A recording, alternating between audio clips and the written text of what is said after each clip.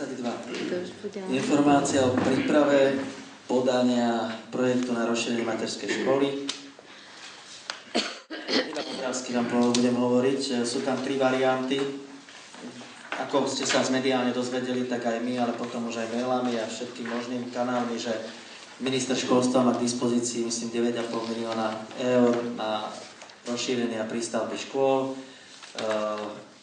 Ak by sme neboli úspešní v tomto projekte, tak v Európskej únii je v integrovanom regionálnom a operačnom programe tiež kapitola rozšírenia škôlok a škôl, takže toto, ak sa nám nepodarí, tak nebuďme smutní. Alternatíva 1 je tá, ktorá je s prístavbou ďalšieho krídla, ako keby k tej Holubici a hore, a dole s úpravou priestorov vznikli by vlastne iba 2 triedy. Alternatíva 2 je hore nadstaviť tú bývalú novú škôlku bývalú, ktorá sa použila ešte do starej škôlky.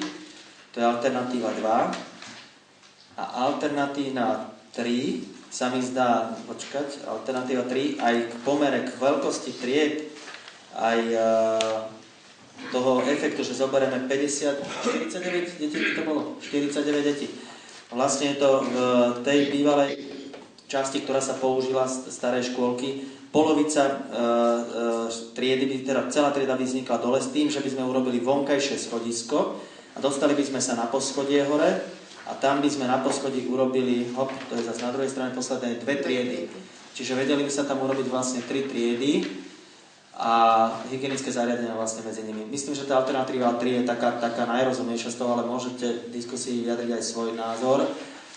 V uznesení, keď ste si všimli, tak ma poverujete tým, že do 25. februára mám reagovať na tú výzvu a podať žiadosť, lebo inak to padne.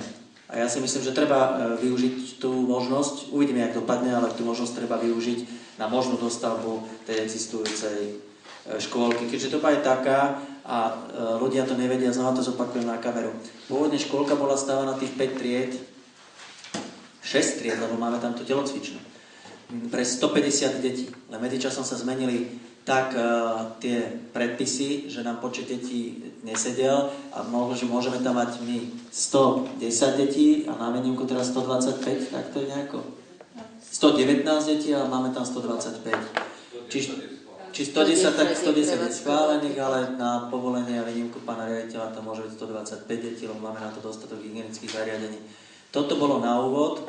Prepočet by potom koľko stál vlastne na tú alternatívu, napríklad, že získame toľko metrov štvorcových a bude nás to stať toľko korún. Nehovoriac o efekte, že máme 49 detí naviac v škôlke, čo je veľký efekt. Ale získať 3 triedy prevádzkové, to znamená 6 učiteľov naviac. 6 učiteľov ročne platí platom naviac zase. Nech sa páči. Z tých troch variant vlastne sme počítali nejaký aproximatívny predpoklad tej stavby, pretože ešte nemáme projekt hotový, takže poslali sme projektanta, ktorý projektoval pôvodnú škôlku, tam mal všetky veci, ktoré... Autorské práva. Samozrejme aj týchto autorských práv, ale z toho, že je to najviac orientovaný, keďže robil pôvodný projekt, materiály, aj nacítil teda tieto tie alternatívy. A keď zoberieme tú tretiu alternatívu pri 49 deťoch, nám prichádza náklad na rozšírenie škôlky pre jedno dieťa 3600 €. Keby to bolo 37 detí, tak je to 4200 €. Čiže je to oveľa výhodnejšie, vlastnejšie, teda keď je to... Čiže ako to koľko procenta?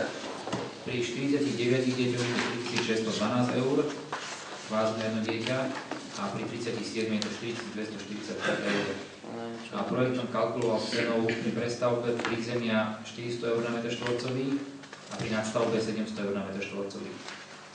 Pre nejaký obraz na Baničovej sa nám podarilo dostať do ceny 523 € na meter štvorcový na tej kompletnej rekonštrukcii. Aj keď to vlastne bola hlavne nová stavba, nie rekonštrukcia, tá bola z malej časti. Takže tieto ceny podľa mňa po súťaži by ešte mohli byť nižšie reálne. To znamená, že v alternatíve 3 je to 177 800 € plus DPH ešte samozrejme a pri tej variante 1 je to 157 000, ale je tam teda o 12 detí menej. A ešte nezabudneme si v variante 1, kde sa pristavuje to krídlo, tak tam by padli za vás 4 stromy. Myslím, že to by išlo do rozšírenia. Tam by prišlo 7 asi stromov. 7 stromov? Plus by sme museli vlastne plot posúvať a tam je trošku viac tých úprav. Tak to ten ostane rovnaký, len sa spraví nadstavba a ešte vznikne vlastne tak čiatočne na vec, keď v budúcnosti nebude mať tá škôlka takú kapacitu detí, tak vlastne tá jedna časť môže slúžiť na iný účel a tá zvyšná časť ako škôlka, dá sa to oddeliť, sú na samostatné vchody, dá sa to pekne rozdeliť, takže môže to byť dvojfunkčné zariadenie. Takže v jednej budú starí rodičia a v druhej budú vnúčatá. Je to aj budúcnosť, takže Unie sa nám to podarí týmto spôsobom presne ako povedal pán starosta. A to Vtedy bolo nemajú ako integrované, to nebolo žart, to je celkom realita budúcnosti, pretože vlastne tí starí ľudia potrebujú byť integrované medzi tie deti a je to celkom taký prirodzené fungovanie pre nich. Dobre, takže páni poslanci, otváram diskusiu k tomto a pevne verím, že mi dáte odporúčania, aby som to podal na to ministerstvo. Nech sa páči. Všetko. Dobre, takže predložená v znení. Jaké je znenie uznesenia, Soni? Áno. Berie, schvaľuje, poveruje, nech sa páči. Uznesenie číslo 46. Informácia o príprave podania projektu na rozšírenie materskej školy. Miestne zastupiteľstvo po prerokovaní schvaľuje uznesenie číslo 46 v predloženom znení. Dávam hlasovať o tomto uznesení, kto je za? Kto sa zdržal? Kto je proti? 7 za, nikto sa nezdržal, nikto nie je proti. A sme sa dostali, nemám už program, niekto mi ho zbalil, ale ja mám pocit, že sme sa dostali do bodu rôzne. Áno, dobre.